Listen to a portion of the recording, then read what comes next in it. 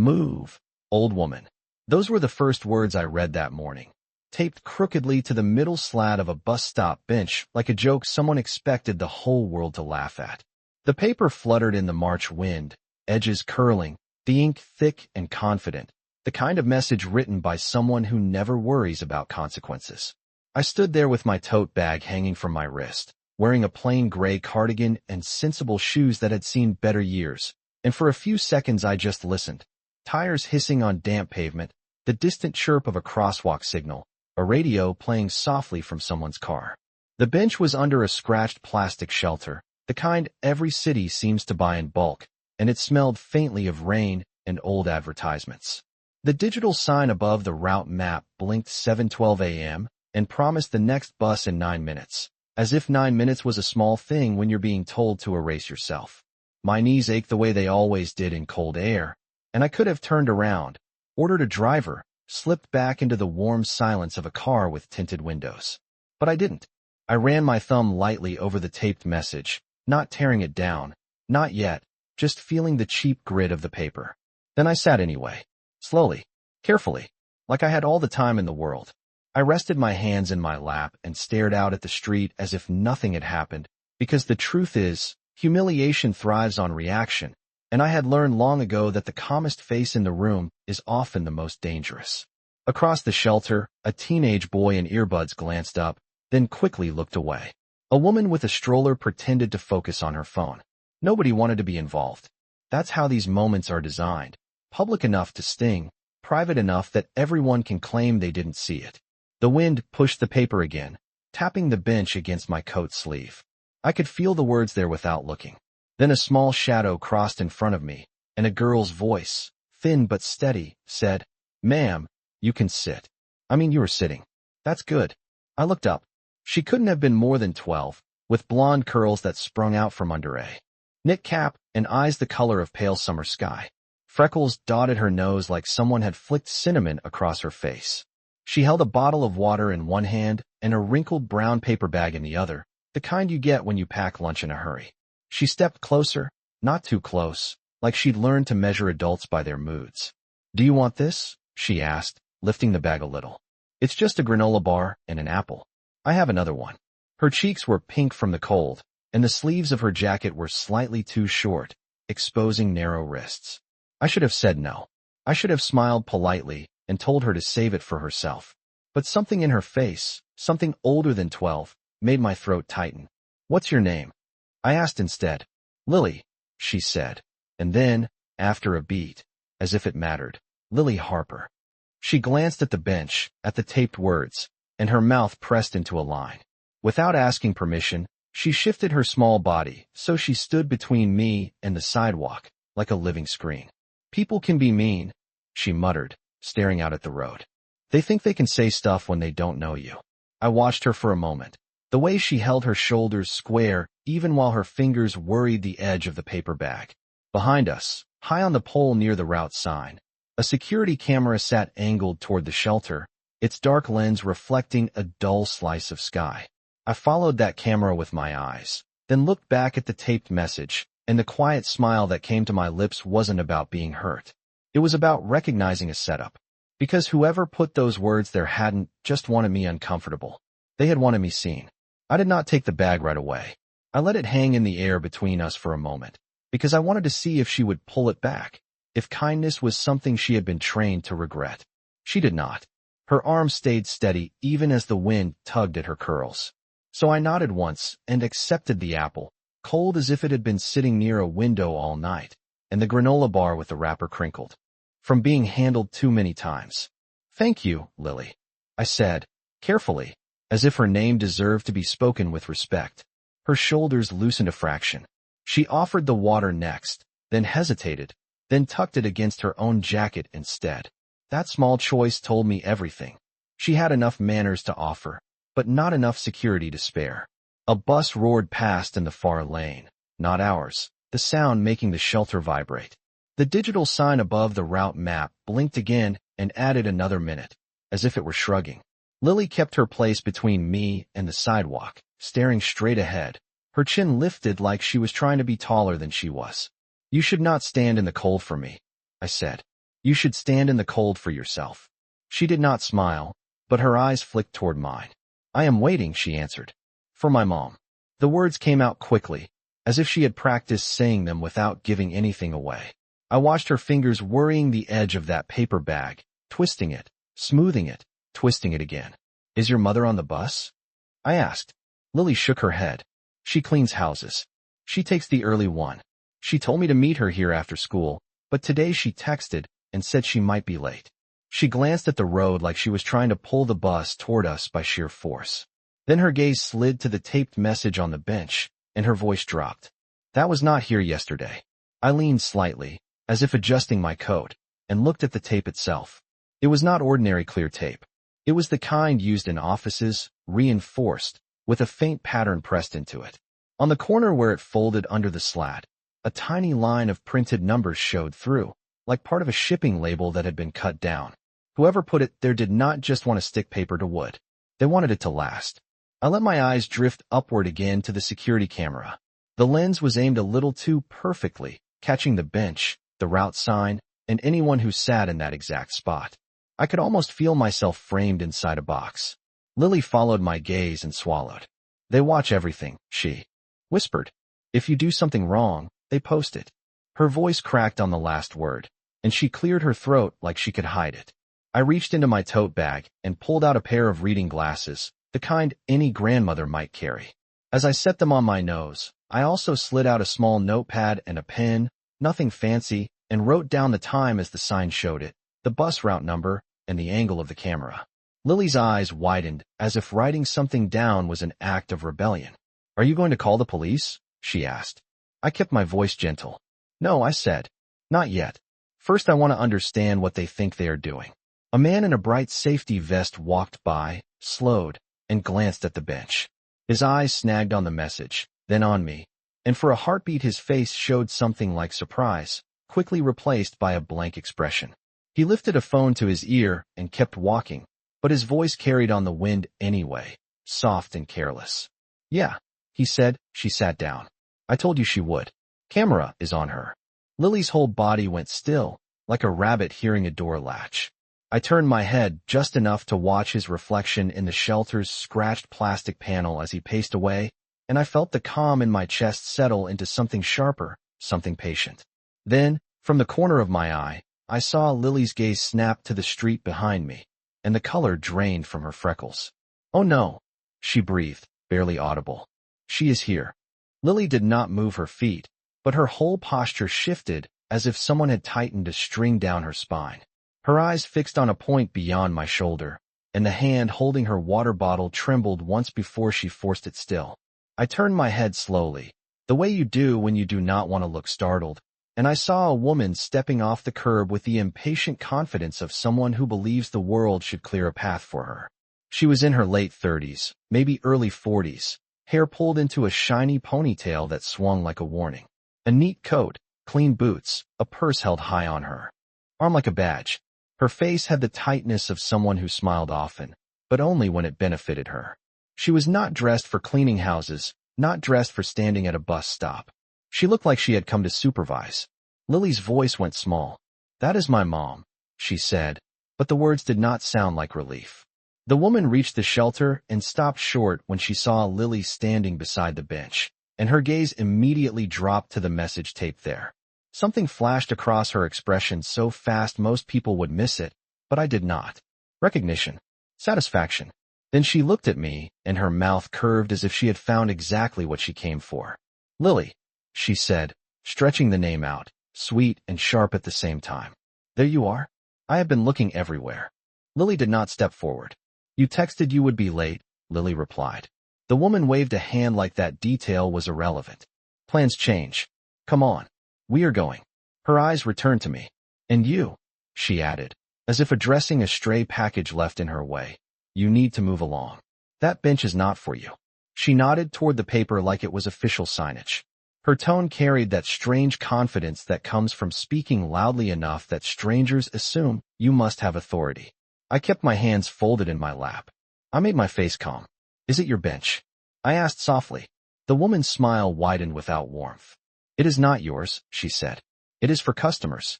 For people who belong here. Lily's cheeks reddened, and she made a small sound of protest, but the woman cut her off with a look. Do not start, she snapped, then quickly corrected her voice into something syrupy again. Sweetheart, you are making a scene. I watched the words land on Lily like a weight. A scene. At a bus stop. For standing still. The woman shifted closer, angled her body so the camera above could see her face clearly, and she lowered her voice just enough to sound reasonable. I do not want trouble, she said, loud enough for the stroller woman to hear, loud enough for the teenager to glance up again. But there are rules. People are tired of being bothered. She looked at my cardigan, my plain tote bag, my sensible shoes, and her eyes made a quick inventory. She decided what I was in less than a second.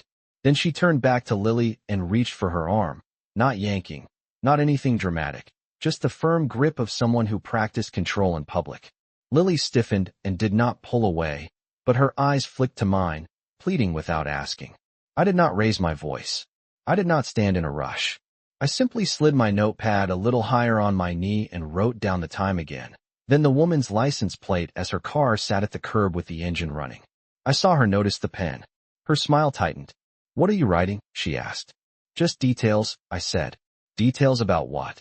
She laughed, a short sound. Lady, nobody cares about your details. If you have a problem, call somebody.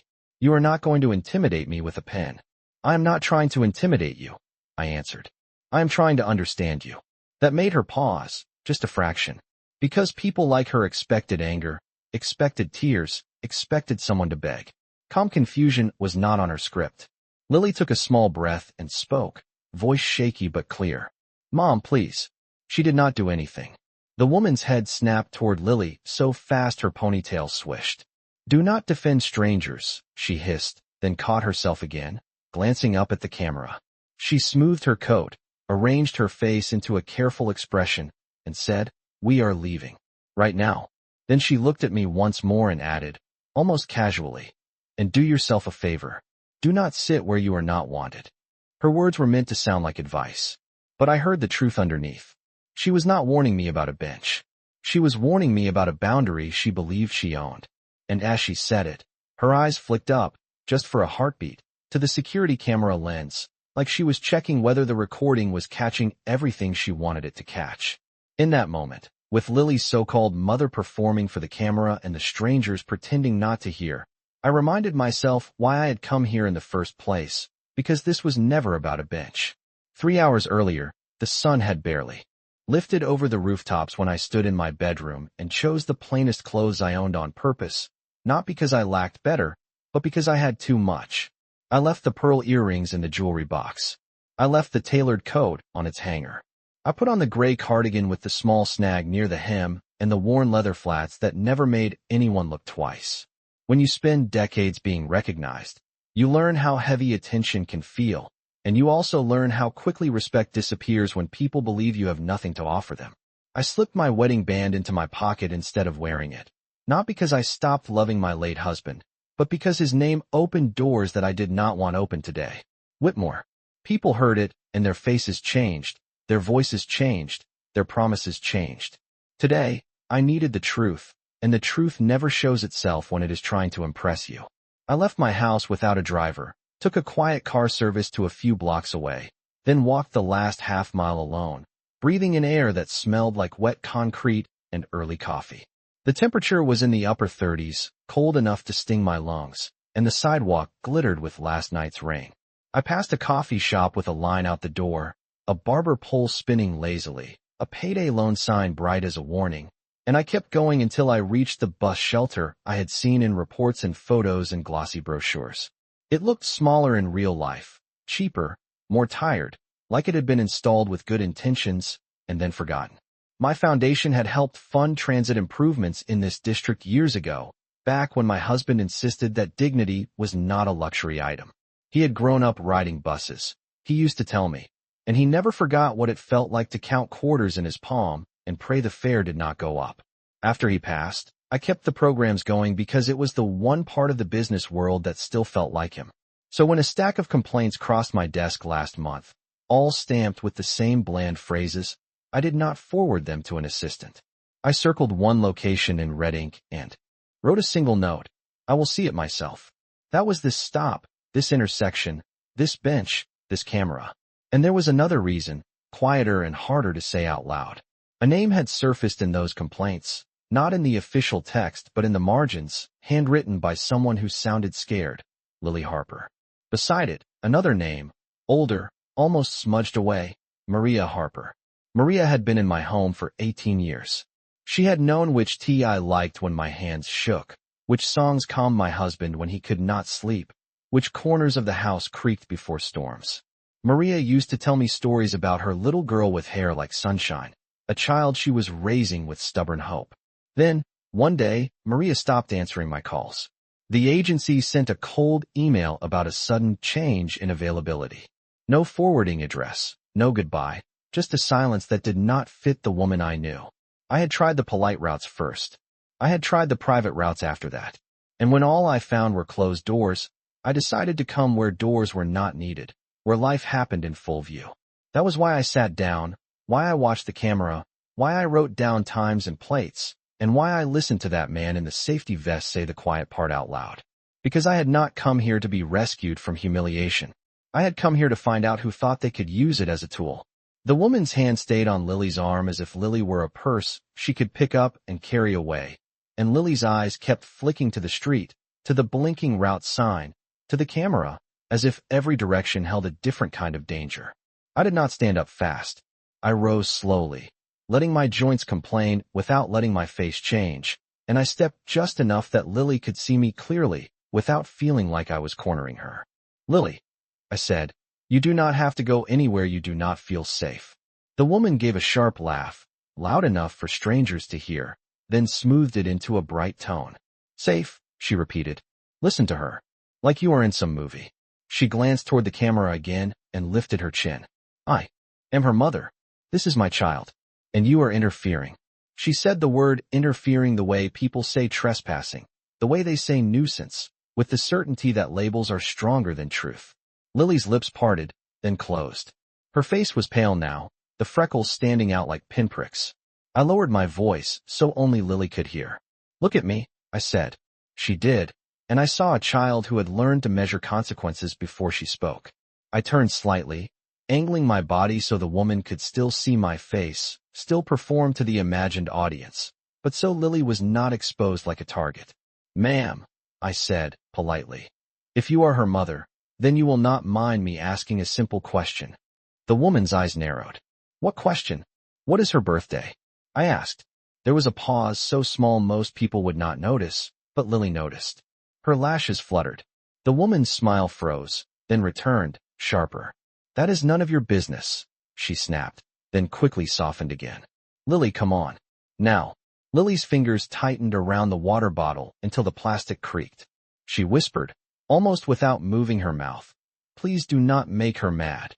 My chest tightened at the word her, not mom the way a child says it when they are loved, but her, the way you refer to weather you cannot control. I reached into my tote bag and pulled out the granola bar I had not opened. I held it out to Lily first, not because food solved anything, but because offering something with no strings is a language children understand. Lily stared at it, then shook her head quickly. "I cannot," she murmured. "She says I am not supposed to take things." The woman's gaze snapped to my hand. "That is right," she said, bright and hard. "She is not supposed to take handouts. We have standards." Standards, at a bus stop, while a child's coat sleeves rode above her wrists. I let the granola bar drop back into my tote bag, and instead pulled out my notepad again, writing one more line while I spoke as calmly as if I were ordering tea. "Lily," I said, "your mother's name is Maria, is it not?" Lily's head jerked up so fast her knit cap shifted. Her eyes widened, and for the first time, her fear cracked enough to let something else show through, something raw and startled. "How do you know that?" she whispered. The woman's face changed, the pleasant mask slipping. "What did you just say?" she demanded. Lily's voice trembled. "My mom," she said, and the words seemed to cost her. "My real mom is Maria." The woman's grip tightened, not yanking, just claiming, and she hissed, "Do not say that here." Lily's eyes filled, but she did not cry. She swallowed hard and forced the next words out like a confession. "She makes me call her mom," Lily whispered, looking at me like I might disappear if she blinked. She says if I do not, she will make it worse. The woman's smile returned for the camera, but her eyes were furious. We are leaving, she announced, too loud, too cheerful. This stranger is confusing you. I kept my voice level and kind, because anger would feed her performance. No, I said. I think the confusion started long before I sat on that bench. Lily's fingers slipped from the water bottle for a second, then tightened again, and she breathed one sentence that landed in me like cold metal. Maria has been gone for 11 days, and nobody will tell me where she is. For a second, the air under the shelter felt thinner, as if the wind had stolen more than heat. 11 days was a long time for a child to count, especially when adults kept changing the rules. I kept my face steady, but inside my mind began stacking facts the way I used to stack contracts. Date, pattern, motive, leverage. 11 days. I repeated softly, not as disbelief, but as proof that I heard her. Lily nodded once, fast, like she was afraid the truth would vanish if she moved too slowly. The woman beside her clicked her tongue and gave a bright, practiced smile toward the camera. She is being dramatic, she said. Her mother is fine. She is working. She does this for attention. Lily flinched at the word attention, like it was something shameful. I looked at Lily instead of the woman. When was the last time you spoke to Maria? I asked. Lily's eyes darted left and right, checking for listeners. Then she answered in a whisper. She called me at night. She said she had to sign papers. She said she would be back the next day. She did not come. Then her phone went to voicemail. Then it stopped working. The woman's smile tightened. That is enough, she said. You are embarrassing me. The phrase landed wrong, because a mother worried about a missing woman does not say embarrassing me. Not first, not at all. The digital sign above the route map blinked and announced the next bus in 2 minutes, and the street noise swelled as morning traffic thickened. A gust of wind lifted the corner of the taped message and slapped it against the wood again. Move, old woman. The words seemed to mock all three of us in different ways. I reached into my tote bag and pulled out a small packet of tissues, the plain kind you get at any pharmacy. I did not hand them to Lily like she was fragile. I simply placed them on the bench beside her and let her decide. Do you have anyone else? I asked her. A teacher, a neighbor, a friend's parent, someone you trust. Lily hesitated, then shook her head. She says people will send me away, Lily whispered, and she did not have to explain who she meant by she.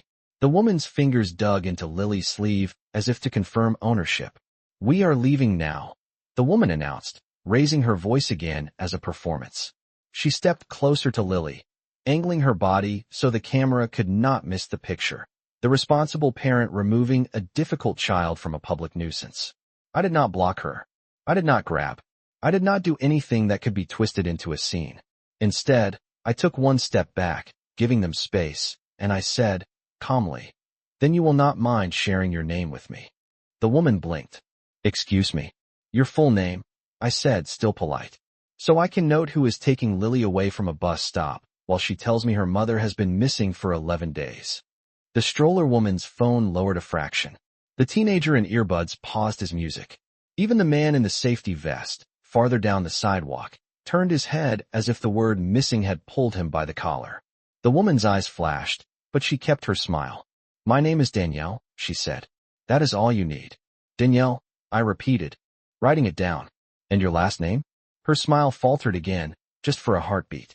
You are not entitled to that, she snapped, then quickly softened. Come on, Lily. Do not listen to strangers.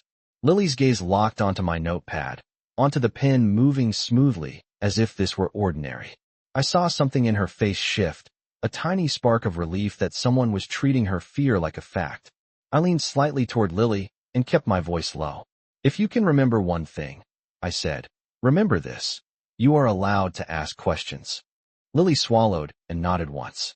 The bus appeared at the end of the street, its headlights pale in the morning haze, and Danielle's grip tightened as if she planned to rush Lily onto it and disappear into the crowd. I watched the bus roll closer and noticed, through the shelter's scratched plastic, a laminated badge clipped inside Danielle's coat pocket, half hidden but visible when the light hit it just right. A logo sat on the badge, small and familiar, the same clean design I had seen on grant proposals and transit brochures. My foundation's partner. My husband's proud legacy. Danielle turned her body to shield the badge as if she realized I had seen it, and in that instant I understood something cold and simple. This was not only about a child and a missing woman. This was about someone using my name, my money, and my quiet work to build a cage, and they believed the camera would keep them safe. The bus sighed to the curb with a long breath of air brakes, its side lights blinking amber, and the shelter filled with that familiar smell of warm rubber and damp road. The front door folded open, and the driver, a middle-aged man with tired eyes, glanced at the bench, at Lily, at Danielle, and then at me like he was deciding how much trouble any of us might become before his next stop. Danielle tightened her grip on Lily's sleeve and stepped forward first, smiling up at him with the easy confidence of someone who expected cooperation. "We are getting on," she said, bright and quick. Lily did not move. Her sneakers stayed planted on the wet concrete, toes pointed toward the bus, but knees locked, as if her body was arguing with itself. I watched her throat bob when she swallowed. The driver looked at Lily, then at Danielle. "You riding?" he asked Lily, not unkindly, just practical. Danielle answered for her. "Yes, she is riding," she said. Lily's lips parted, then closed again, and her eyes slid to me, wide and pleading, like she was afraid that once the doors shut, she would be back inside a world where questions were not allowed. I took one step closer, slow enough not to trigger Danielle's instincts, and I spoke to the driver in the same tone I might use at a grocery store. "Sir, could you tell me if there are cameras on board?" I asked. The driver frowned. "Yeah," he said, nodding toward a small black dome near the ceiling. "Why?" "Because there is a child here saying her mother has been missing," I said calmly, and I let the words sit in the air without drama. The stroller woman's head lifted. The teenager's earbud slipped halfway out. Danielle's smile snapped tight at the corners. "She is exaggerating," Danielle said quickly, louder than she needed to be. "This lady is harassing us." Harassing. That word was another label, another attempt to control the story with a single ugly stamp. I did not argue with it. I turned my attention back to Lily. "Lily," I said softly, "do you have school today?" Lily hesitated, then shook her head. "Teacher workday," she whispered. "No classes." Danielle's fingers flexed, and her voice sharpened. "We are leaving now. You have said enough." The driver shifted in his seat, uncomfortable, and I could see the moment he decided he wanted this to be over. "Ma'am, if you are not riding, you gotta step back," he told me. I nodded. "Of course," I said, and I did step back, just enough to obey him, just enough to look harmless. But as I moved, I angled my tote bag so the opening faced Lily for 1/2 second, and I slid my notepad into the bag and out again with a small white card pinched beneath it.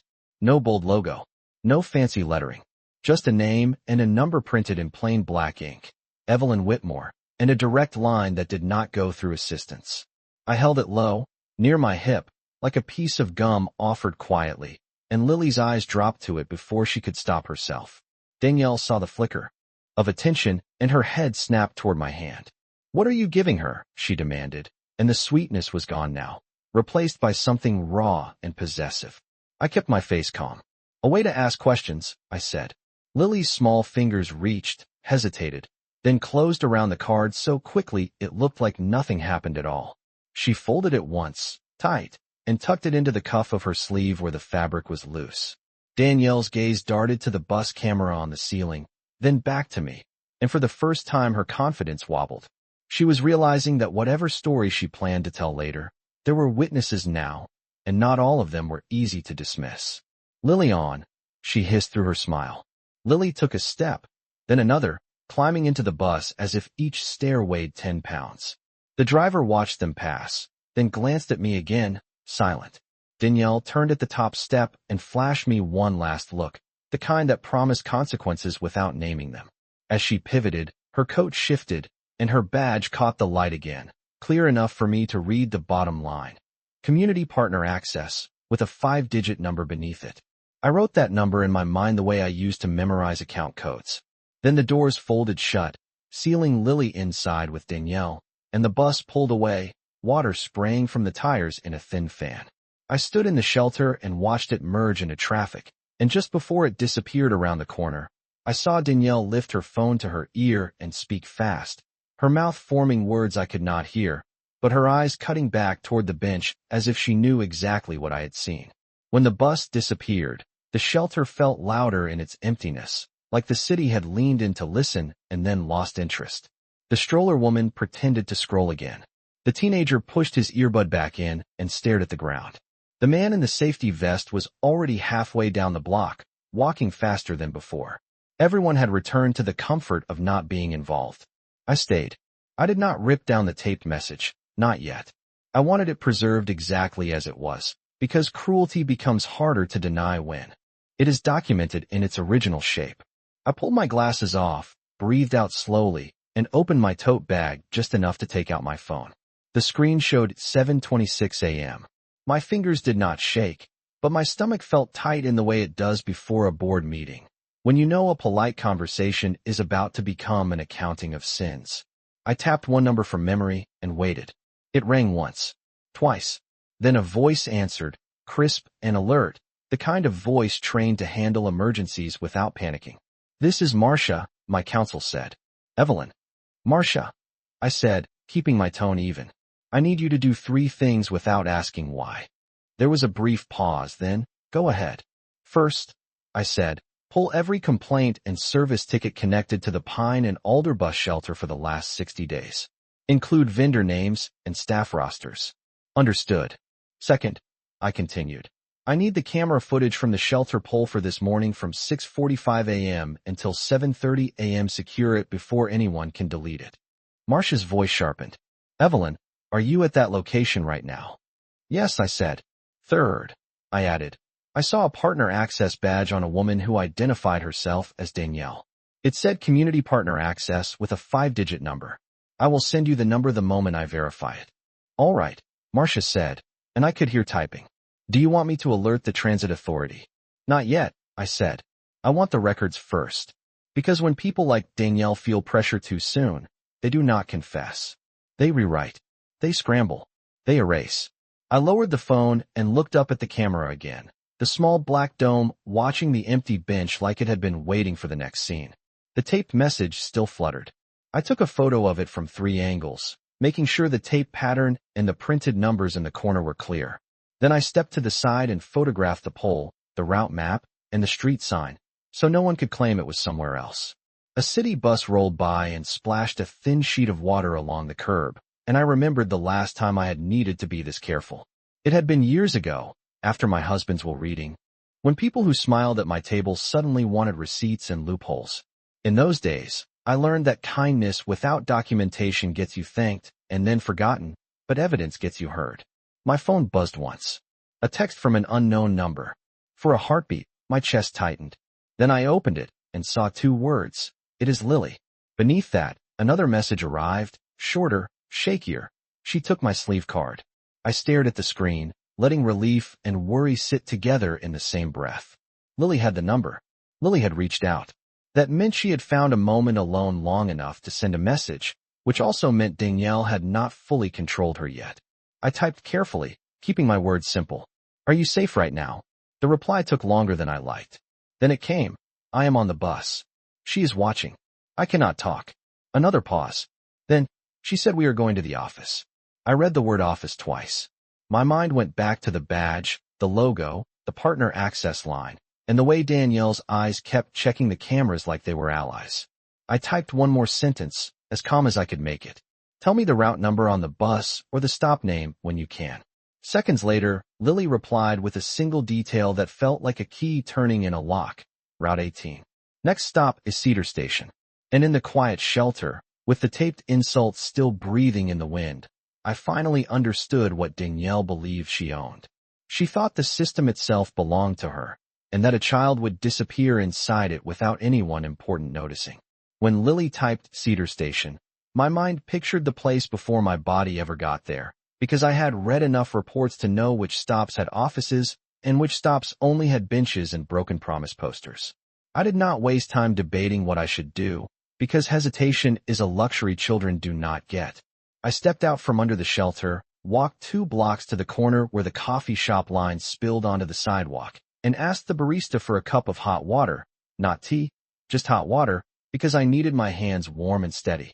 Then I ordered a car to pick me up at the curb, and while I waited, I watched the street the way an investor watches a market, noticing who moved with purpose and who moved like they were being guided. My phone buzzed again. Lily wrote. She says do not look at my phone. I typed back slowly. Put it away. Keep your face calm. Stay where other people can see you. I did not add anything dramatic. I did not say run. I did not say hide.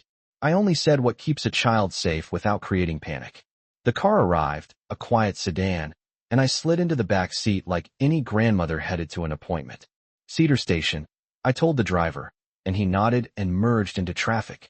The distance was a little over 2 miles, but the morning lights turned every intersection into a slow negotiation. I stared out the window and kept thinking about Danielle's badge and the way she checked cameras like they were friends, about Maria's name sitting like a stone in Lily's mouth, about the taped message on the bench that had been meant to push me off the story before I could read it. My phone showed another message from Marcia. We are securing footage now. Do not engage alone. I typed back. I am not alone. I have witnesses. When we reached Cedar Station, the air smelled like diesel and pretzels from a kiosk near the entrance. The station was bigger than my original shelter, with a covered platform and a glassed-in waiting area where commuters sat with paper cups and tired faces. I stepped out, adjusted my cardigan, and walked inside as if I belonged there, because I did. Not as Evelyn Whitmore, the name on buildings, but as a human being with eyes and memory. I positioned myself near a vending machine with a clear view of the platform and the main doors. Above the turnstile, a digital board listed arrivals, and I scanned for Route 18. 3 minutes. 2. 1. The bus rolled in with a familiar sigh, and my chest tightened when I saw Lily through the window, standing near the front, shoulders tense, her hands tucked into her sleeves like she was trying to disappear inside her own jacket. Danielle stood beside her, phone pressed to her ear, smiling too brightly at nothing. When the doors opened, commuters filed out first, and Danielle guided Lily down the steps with a hand at her back that looked gentle to strangers but felt controlling from 10 feet away. Lily's eyes swept the station, fast and careful, and when they found me, her face did not change, but her fingers moved inside her sleeve as if she was touching the card I had given her just to prove it was real. Danielle led her toward a side corridor marked Community Partner Services, a clean sign with the same logo I had seen on grant letters, and my stomach went cold at the sight of it hanging here like a welcome banner. I followed at a distance, keeping other people between us, never rushing, never staring. At the corridor entrance, a man in a blazer stood behind a small desk, scanning badges and smiling the way people smile when they think they are doing something important. Danielle flashed her badge, said something low, and the man nodded and unhooked a short rope barrier. Lily hesitated for half a second before stepping through. The man's gaze flicked to Lily, then to Danielle, then away. It was the quickest kind of looking away, the kind that says, I do not want to know. I walked up to the desk as the rope swung back into place. Excuse me, I said pleasantly, as if I were asking where the restrooms were. Who manages community partner services here? The man brightened, relieved to have a normal question. That is overseen by the partnership office, he said. They do outreach and compliance. And who is the director? I asked, smiling like a harmless old woman with too much time. He handed me a glossy card from a holder on the desk. A name, a phone number, an email. I took it with a quiet thank you and stepped aside, my fingers closing around the card like it was a key. Down the corridor, a door clicked shut behind Danielle and Lily, and I stood in a station full of people and realized the most dangerous places are not dark alleys. They are well-lit offices with friendly logos and rules that are written to protect the wrong person. The glossy card warmed in my palm from the pressure of my fingers, and I read the director's name twice before I dialed, because names have weight when you use them correctly. The phone rang 3 times. Then a woman answered with the practiced brightness of someone who handles community concerns for a living. Partnership office, this is Kendra, she said. Kendra, I replied, gentle and clear. I am at Cedar Station. A child named Lily Harper was just escorted into community partner services by a woman using a partner access badge. The child says her mother, Maria Harper, has been missing for 11 days. I need the director on the line. There was a pause, the kind that tells you a script just ended. Ma'am, if you have an emergency you should contact. I am contacting the people who granted that badge, I said, still polite. Please put the director on. The click of keys followed. Then another voice, deeper, guarded. This is Director Paulson, the man said. What is going on? I kept my tone calm, because calm is harder to dismiss than panic. Director Paulson, I am standing outside your partner services corridor. I am requesting an immediate review of a partner access interaction involving a minor. I also want the intake paperwork associated with Maria Harper, if any exists. Another pause. Then, careful, who are you? I looked at the corridor door, at the clean logo on the sign, at the rope barrier that kept ordinary people from following their own children. My name is Evelyn, I said. I am the person whose money helped put that logo on your wall. Silence. Not long, but telling. When he spoke again, his voice changed, as if a hand had adjusted a tie. Stay where you are, he said. Do not approach the corridor. I am already here, I answered. And I am not leaving. 2 minutes later, the corridor door opened, and a man in a navy suit stepped out, breathing slightly faster than someone on a normal morning. He looked around the station, saw me by the vending machine, and his eyes narrowed as if he was trying to reconcile the cardigan with the name he just heard. Ms. Whitmore, he said, and he kept his voice low, respectful, urgent. We can speak in my office. We will speak where Lily can see me, I said, and where cameras can see us. His jaw tightened. Then he nodded once and gestured to the desk attendant, who unhooked the rope barrier with hands that suddenly shook. As I walked down the corridor, the air changed, warmer, cleaner, smelling faintly of lemon cleanser and copier paper. The doors were labeled with cheerful words: outreach, resources, support. At the end, a glass panel revealed a small waiting room with plastic chairs and a box of tissues on a table, like comfort had been reduced to supplies. Lily sat on the edge of a chair, hands tucked into her sleeves, eyes fixed on the floor. Danielle stood near a filing cabinet, phone in hand, smile ready. When Lily saw me through the glass, her shoulders lifted as if she had been holding her breath since the bus doors closed. Danielle's smile faltered, then returned sharper. You again, she said, too bright. This is harassment. Director Paulson stepped in first. Danielle, he said, and the way he said her name carried warning. Danielle straightened. Director, this woman has been interfering with my family, she began. I did not look at her. I looked at Lily. Are you okay? I asked. Lily nodded once, small and quick, then whispered, she is making me sign something. I turned to Director Paulson. Show me what the child is being asked to sign, I said. He blinked. We do not. You do, I corrected softly. Because your partner brought her into your office. Danielle laughed, thin. It is just permission paperwork, she said, waving a single page like it was nothing. I held out my hand. Then it will not hurt to let me read it. Danielle's eyes flicked to Director Paulson.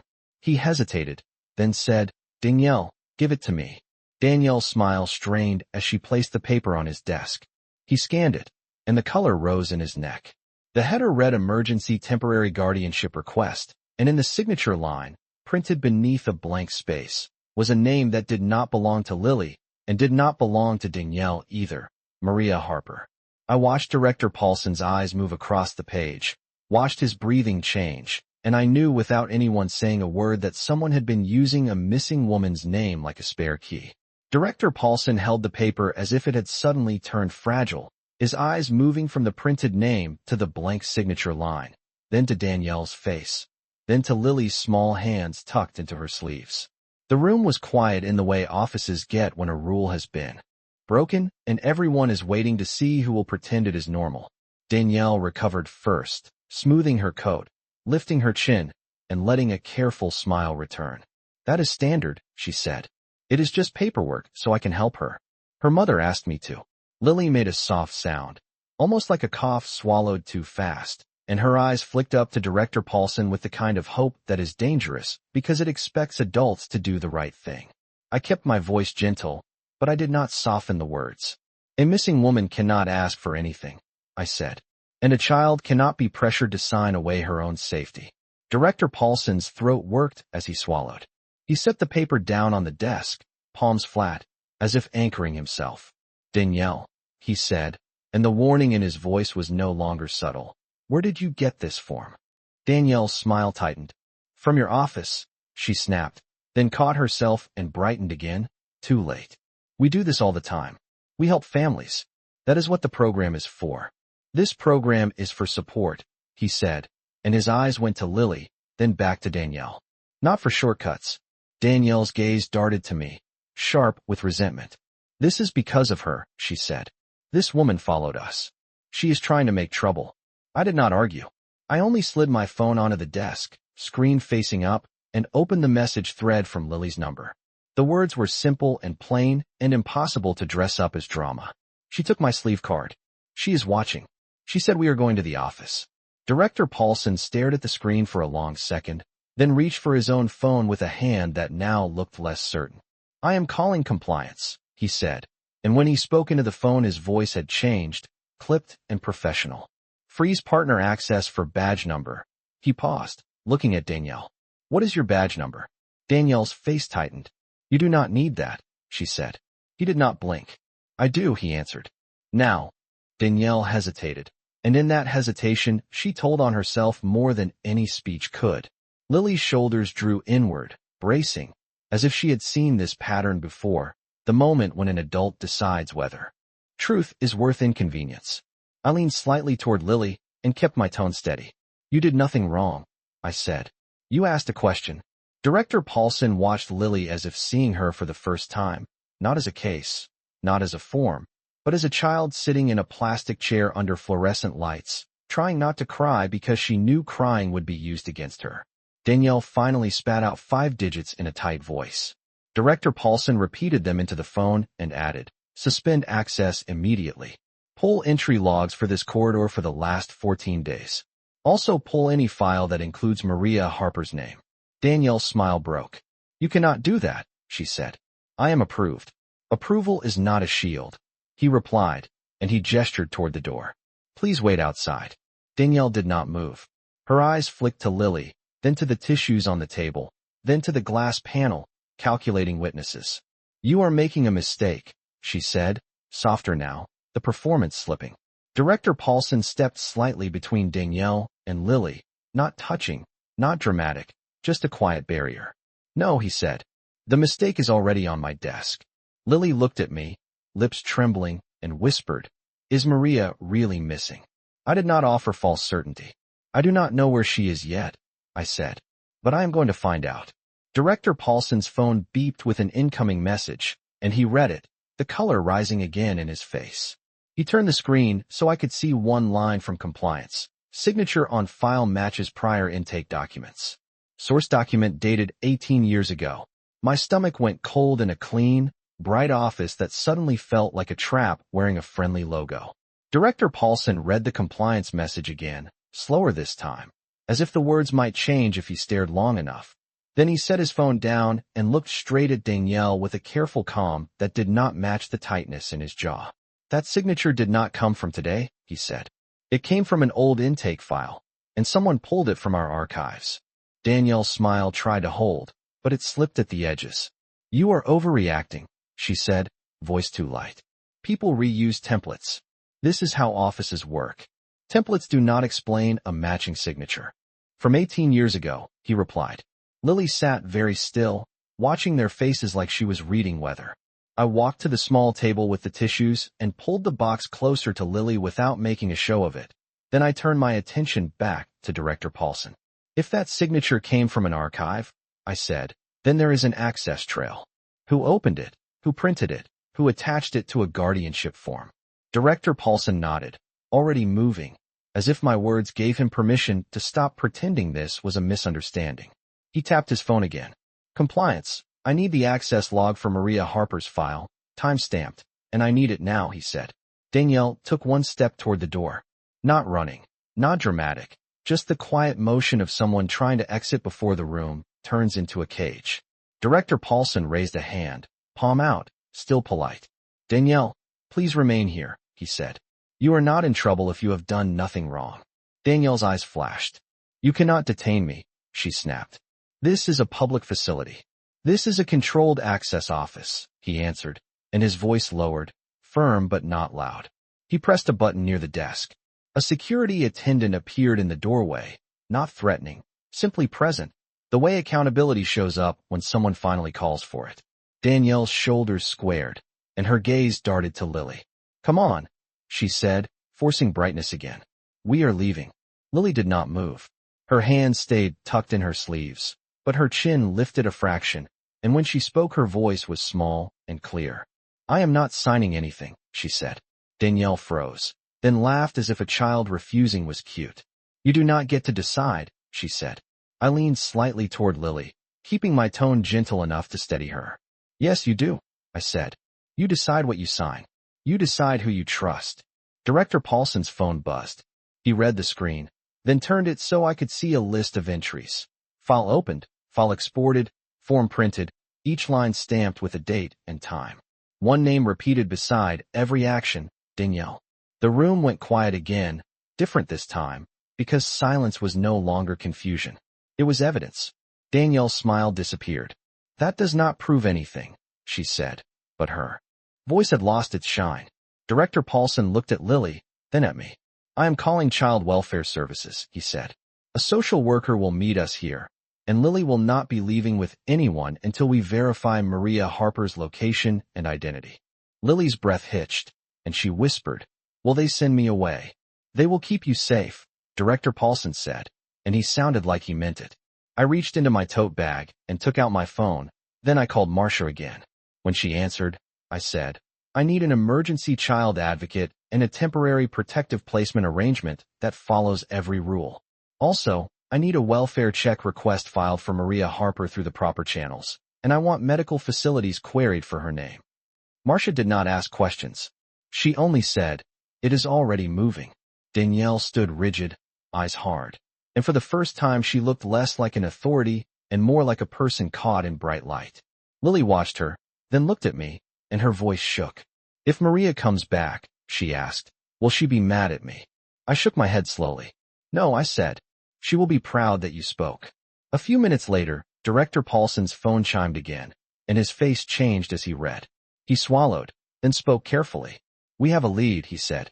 "A local clinic reported a patient named Maria Harper admitted 8 days ago under exhaustion and dehydration.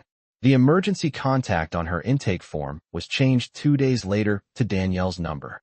Danielle's eyes widened, just for a heartbeat, then narrowed, and Lily's hands flew to her mouth as if she was holding a sound inside. I stepped closer to Lily's chair and kept my voice steady. "We are going to see her," I said.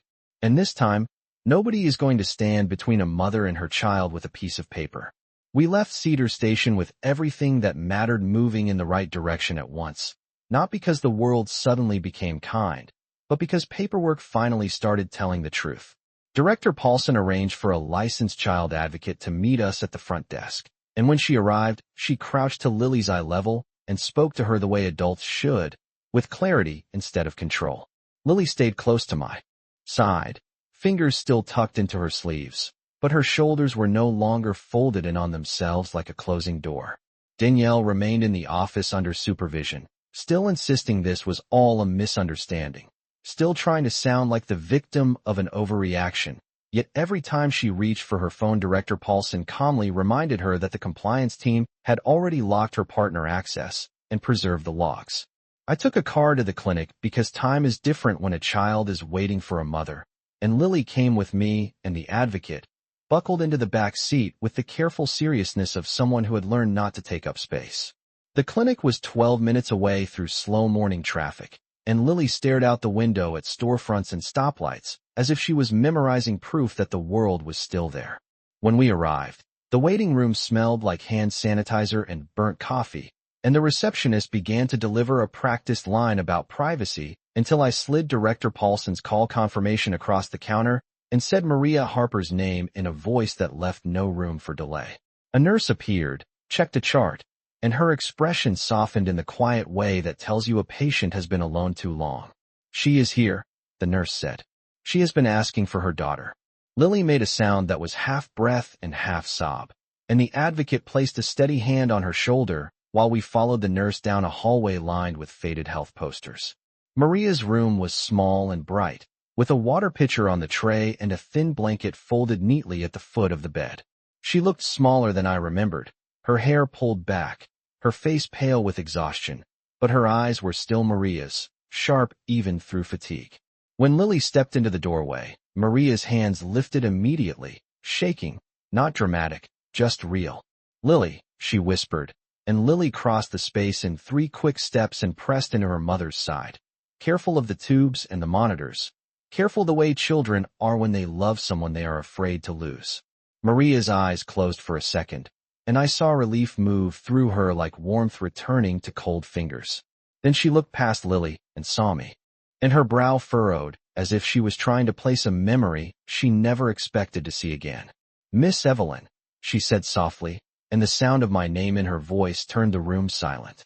I pulled a chair close, keeping my distance respectful, and I said, "I did not come for a meeting, Maria. I came because Lily said you were missing." Maria swallowed, and her gaze flicked toward the door, as if even here she worried someone might listen. "Danielle took my phone," she whispered. "She said she was helping with forms, that she had connections at the station, that she could get Lily benefits. Then she changed my emergency contact. When I got sick and came here, I could not reach my daughter. I tried, but my number did not work, and they told me my contact was already listed." The nurse's mouth tightened, and the advocate's pen moved quickly. I felt something settle in me, not anger that burns fast, but resolve that lasts. "You are not alone anymore," I told Maria, and I meant it in the only way that matters, with actions already in motion.